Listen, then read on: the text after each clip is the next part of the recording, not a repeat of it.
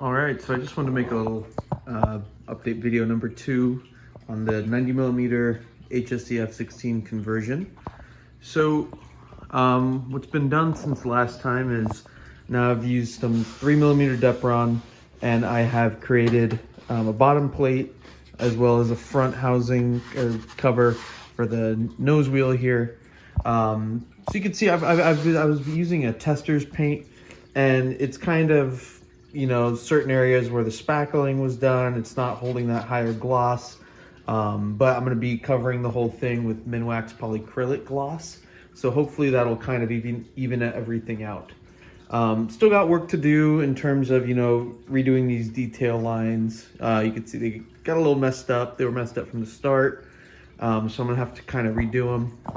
I'm also going to have to remove this back tail wheel because I'm not going to need that anymore, and then get some fins printed. So here's the landing gear operation right there.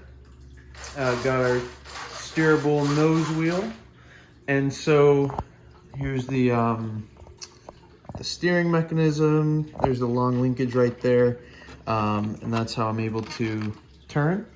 And then got the mains right there, and they sit pretty nicely into the fuselage there. I wish they went in a little bit more. If I had seated them farther down, yeah, they would completely hide and I could put a little gear door. But I wanted them to be as high up as I could get them, because if I come in at a high alpha, I don't want to be scraping up the tail if I can avoid it.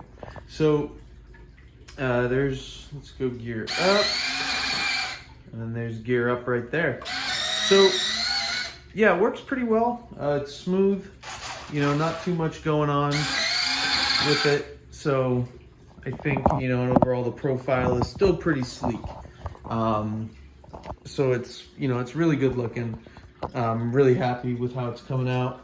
Next thing I might do, I've kind of made a 3mm Depron nose gear door, which I might put in. Depends if I'm gonna make it servo driven. So it depends on if I want to add another 9-gram servo, but that's just gonna kind of sit, you know, right in there. Fits really nicely. The curvature is fixed now. So I will have to see if I want to put this guy in there. I think for now I'm just gonna fly it without that hole in the bottom. Shouldn't be too noticeable unless I'm, you know, flying overhead.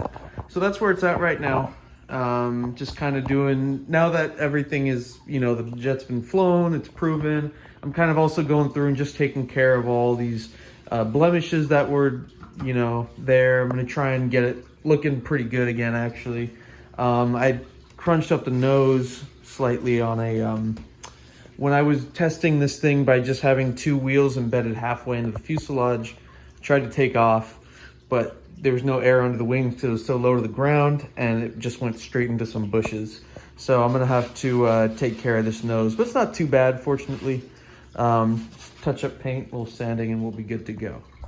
So that is the latest on it.